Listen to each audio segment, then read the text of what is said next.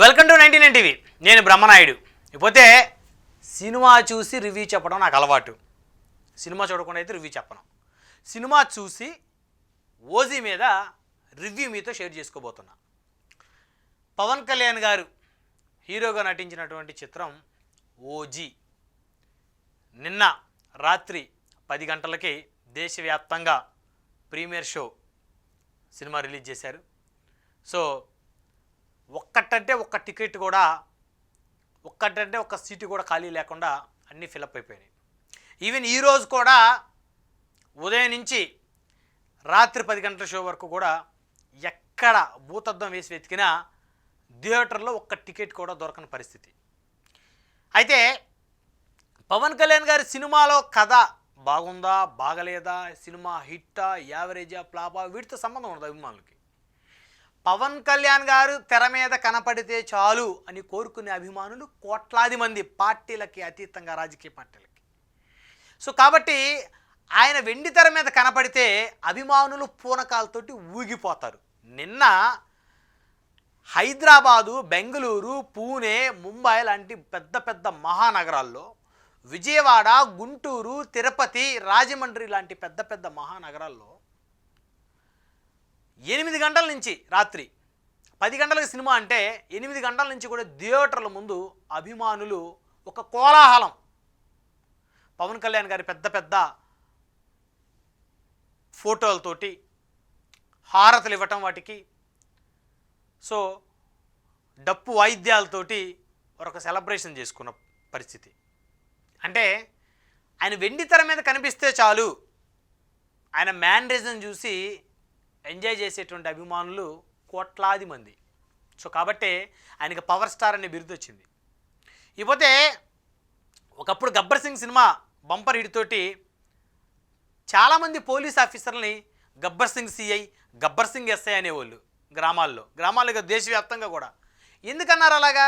పవన్ కళ్యాణ్ గారు గబ్బర్ సింగ్ సినిమా తీసి ఆ సినిమాలో ఆయన ఒక సర్కిల్ ఇన్స్పెక్టర్గా నటించి మరి ఆయన గబ్బర్ సింగ్గా ఉన్నారు కాబట్టి ఆయన్ని అక్కడ గబ్బర్ సింగ్ అని పిలిచారు. కాబట్టి సినిమాలో బయట కూడా సాధారణంగా ఎస్ఐల్ని గబ్బర్ సింగ్, సిఐల్ని గబ్బర్ సింగ్ అంటే, గబ్బర్ సింగ్ ఎస్ఐ అంటే అతనికి ఎవ్వడికి తొనకడు బెనకడు, ముఖ్యమంత్రి చెప్పినా కూడా తప్పు చేయడు, అవినీతి పరుల పాలిట సింహ స్వప్నవతనం, ప్రజలకి సామాన్య ప్రజానికానికి అండగా ఉండేటువంటి వ్యక్తిత్వం అనేది గబ్బర్ సింగ్ పోలీస్. అది పవన్ కళ్యాణ్ గారి సినిమా తీసిన తర్వాత వచ్చింది. అంటే ఆయన ట్రెండ్ సెట్టర్. ఆ తర్వాత వకీల్ సాబ్ సినిమా కూడా అందరూ చూసింటారు. వకీల్ సాబ్ సినిమా అయిపోయిన తర్వాత అందరూ సొసైటీలో ఒక నిజాయితీ గల లాయర్ని వకీల్ సాబ్ అనేవాళ్ళు. అంటే వకీల్ సాబ్ అంటే ఏంటి? ఈరోజు న్యాయ వ్యవస్థలో అడ్వకేట్ల పరిస్థితి ఏంటో అందరికీ తెలుసు. 70% అడ్వకేట్లు ఏ విధంగా ఉన్నారో తెలుసు. 30% అడ్వకేట్లు సమాజం కోసం 100% మంచిగా పనిచేస్తున్నారు, అందులో నో డౌట్. మరి వకీల్ సాబ్ అంటే అర్థం ఏంటి? నీతితో నిజాయితీతోటి కేసులు వాదించేవాడని. ఆ సినిమాలో పవన్ కళ్యాణ్ గారు వకీల్ సాబ్ సినిమాలో ఆయన ఎవరికి లొంగకుండా, దేనికి కూడా ఆయన మరి చేతులు చాపకుండా బాధితుల కోసం, 3 ఆడపిల్లల కోసం, వారి భవిష్యత్తు కోసం పెద్ద పెద్ద వాళ్ళతోటి ఫైట్ చేసి కోర్టులో కేసు వాదించి కేసు గెలుస్తాడు. అప్పటి నుంచి ఒక నిజాయితీ గల లాయర్ ఉంటే వకీల్ సాబ్ అని బిరుదు ఇచ్చేవాళ్ళు. సో అది ట్రెండ్ సెట్టింగ్ అంటే పవన్ కళ్యాణ్ గారు, అందుకే ట్రెండ్ సెట్టర్ అన్నాను. అదేంటి గబ్బర్ సింగ్ గురించి, వకీల్ సాబ్ గురించి చెప్తున్నాడు, ఓజీ గురించి చెప్పట్లేదు అనుకోకుండా. ఇప్పుడు ఓజీకి వద్దాం. అంటే ఇంతకుముందు సినిమాలు ఒక లెక్క, ఈ సినిమా ఒక లెక్క. ఓజీని, పవన్ కళ్యాణ్ గారి సినిమా ఓజీని పాత సినిమాలను కంపేర్ చేయకూడదు. ఇది పూర్తిగా యాక్షన్ ఓరియంటెడ్ మూవీ అండి. ఇప్పుడు గబ్బర్ సింగ్ ఉంది, పవన్ కళ్యాణ్ గారు పోలీస్ ఆఫీసర్, ఒక నిజాయితీ గల పోలీస్ ఆఫీసర్, ఎవరికి కూడా లొంగకుండా సొసైటీ కోసం నిలబడటం ఆ క్యారెక్టర్ సినిమాలో. వకీల్ సాబ్ ఉంది. వకీల్ సాబ్ ఏంటి? ఒక నిజాయితీ గలటువంటి లాయరు సొసైటీలో బాధితుల పక్షాన్ని నిలబడి కేసు గెలవటం, అంతే కదా. హరిహర వీరమల్లో సనాతన ధర్మానికి సంబంధించినటువంటి గొప్ప గొప్ప అంశాలకు సంబంధించి ఆ సినిమా ఉంటుంది. సో ఇలా చెప్పుకుంటూ పోతే పవన్ కళ్యాణ్ గారి సినిమాలో ఒక్కొక్క సినిమాకి ఒక్కొక్క రకమైనటువంటి ప్రత్యేకత ఉంటుంది. మరి ఆ రోజుల్లో తమ్ముడు, ఖుషి, మరి అక్కడమ్మ ఇక్కడ అబ్బాయి, అది ఆయన ఫైటింగ్ కానీ, లేకపోతే కిక్ బాక్సింగు, అదేవిధంగా హీరో హీరోయిన్తో రొమాన్సు, ఒక యంగ్స్టర్ ప్రేమలో పడితే ఎలా ఉంటుంది. సో సుస్వాగతం సినిమా కూడా ఎగ్జాక్ట్లీ సుస్వాగతం అయితే ఇంకా మనం మ్యాచ్ చేయొచ్చు. ప్రేమలో పడితే ఎలా ఉంటుంది ఒక యంగ్స్టరు, సో ఆ తర్వాత ఎలా ఆయన మార్పు చెందుతాడు అంటే ఒక్కొక్క సినిమాలో ఒక్కొక్క రోలు. ఇక్కడ ఓజీలో కంప్లీట్గా యాక్షన్ ఓరియంటెడ్ మూవీ. ఈ సినిమా మీకు చూసిన వాళ్ళకి కొంతమందికి అర్థం కాకపోవచ్చు వెంటనే, ఇంకొకసారి చూడండి సినిమా ఈజీగా అర్థమైపోతుంది. ఎందుకంటే ఇప్పటి వరకు ఆయన ఈ యాంగిల్ ఎవరు చూడలా, పవన్ కళ్యాణ్ గారిని ఈ తరహా నటనలో ఎవరు చూడలేదు. ఒక లాయర్గా చూశారు, అదేవిధంగా పోలీస్గా చూశారు, ఒక తమ్ముడిగా చూశారు, ఒక లవర్ బాయ్గా చూశారు, అత్తారింటికి దారేదిలో కుటుంబం కోసం బాధ్యతను భుజాన్ని వేసుకున్నటువంటి ఒక అల్లుడిగా చూశారు, అత్త సెంటిమెంట్ పుట్టింటికి రమ్మని చెప్పేసి అత్త కోసం అవమానాలు పడేటువంటి ఒక క్యారెక్టర్ చూశారు. అక్కడ ఒక పెద్ద బిజినెస్ మ్యాగ్నెట్ వారసుడు తన మేనత్తని పుట్టింటికి తీసుకొని రావడం కోసం పడేటువంటి తపన. సో ఆ ఒక్కొక్క సినిమా ఒక్కొక్క యాంగిల్లో చూడాలి, ఒక్కొక్క సినిమాలో ఒక్కొక్క రోలు. ప్రతి సినిమాలో అదే రోల్ ఉండదు కదా. ఓజీలో కూడా ఇక్కడ పవన్ కళ్యాణ్ గారు మీరు చూస్తే ఒక గ్యాంగ్స్టర్ ఆయన ముంబైలో. సో దాదా అని ప్రకాష్ రాజ్ క్యారెక్టర్, అతను పోర్టు కడతాడు ముంబైలో, ఆ పోర్టుకి అండగా పవన్ కళ్యాణ్ గారు నిలబడతాడు. సో ఆ ప్రకాష్ రాజు పవన్ కళ్యాణ్ గారిని అంటే గంభీర్ ఆయన పేరు సినిమాలో నా కొడుకు, నా పెద్ద కొడుకు అని చెప్పేసి భావిస్తూ ఉంటాడు. అయితే అక్కడ ముంబైలో ఉన్నటువంటి మరి ఏదైతే డ్రగ్స్ని కానీ మాఫియాని కానీ అరికట్టడంలో గంభీర ప్రముఖమైనటువంటి పాత్ర పోషిస్తాడు. ఆ షిప్ యార్డ్ ఉంటుంది, ఆ షిప్పుల్లో గుండా మరి ఏదైతే డ్రగ్స్ కానీ లేకపోతే మారణాయుధాలు కానీ సరఫరా కాకుండా ఆ పోర్టు చాలా కట్టుదిట్టంగా ఉంటుంది. కానీ ఒక మారణాయుధాలకు సంబంధించిన ఒక కంటైనర్ని ఆపడంలో గంభీర ప్రముఖమైనటువంటి పాత్ర పోషిస్తారు. ఆ కంటైనర్ ఎక్కడ ఉంది అని చెప్పి సినిమా మొత్తం కూడా ఆ కంటైనర్ చుట్టూనే తిరుగుతూ ఉంటుంది. అందరికీ ఆ కంటైనర్లు ఏముంది, కంటైనర్లో మొత్తం మారణాయుధాలు ఉంటాయి, ఒక పెద్ద కంటైనర్ అనమాట. సో బాంబులు, తుపాకులు, AK-47 కొత్త వెపన్స్ ఉంటాయి.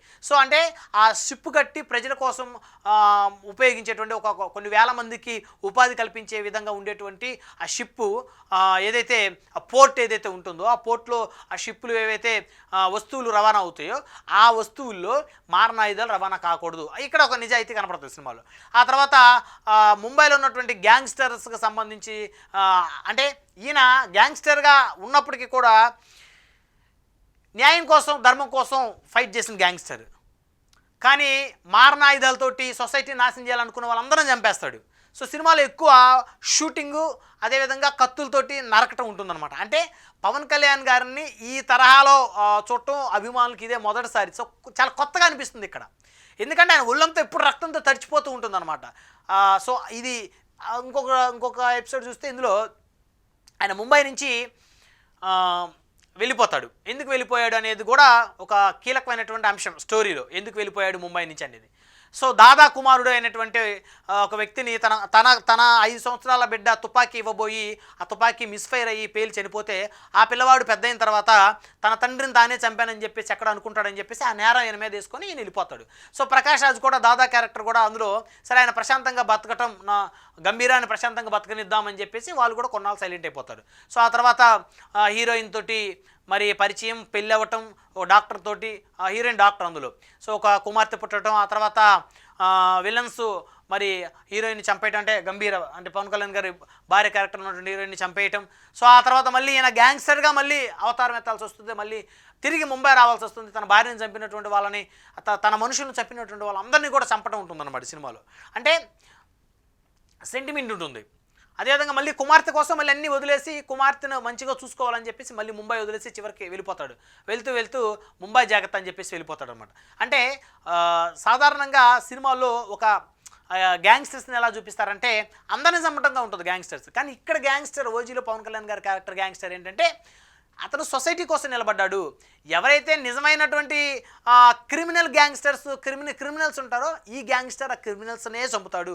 సామాన్య ప్రజలకి ఇబ్బంది కలిగించేటువంటి పరిస్థితి ఉండదు. ఇది ఓవరాల్గా సినిమా. ఇందులో సెంటిమెంట్ ఉంది, కాస్త కూస్త రొమాన్స్ ఉంది సినిమాలో, అదేవిధంగా ఫైటింగు, ఫ్లాష్ బ్యాక్, సో ఇవన్నీ ఉన్నాయన్నమాట. అంటే ఇక్కడ కాస్త అభిమానులకి ఏంటంటే ఇది కొత్త యాంగిల్, పవన్ కళ్యాణ్ గారిని చుట్టం, తుపాకులతోటి ఫైర్ చేయటం, అదేవిధంగా ఫైర్ చేస్తున్నటువంటి బుల్లెట్స్ని తన చేతిలో ఉన్నటువంటి ఒక కత్తితోటి వాటన్నిటిని కూడా మరి బుల్లెట్లు తగలకుండా ఆయన కత్తితోటి ఒక విన్యాసం చేయటం, అదేవిధంగా సినిమాలో ఇంకా ఈయన మార్షల్ ఆర్ట్స్ వాళ్ళకి ట్రైనింగ్ ఇవ్వటం, ఇచ్చేటువంటి కోచ్గా వ్యవహరించటం.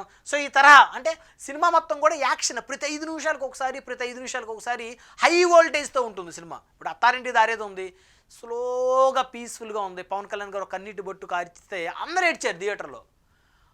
అత్త మమ్మల్ని మేమున్నామని మమ్మల్ని వీలైతే క్షమించు లేకపోతే మన్నించు, కానీ మేము ఉన్నామని గుర్తించు అని చెప్పేసి ఆయన కళ్ళమ్మని నీళ్ళు పెట్టుకోవాలి. థియేటర్లో అందరూ ఏడ్చారు.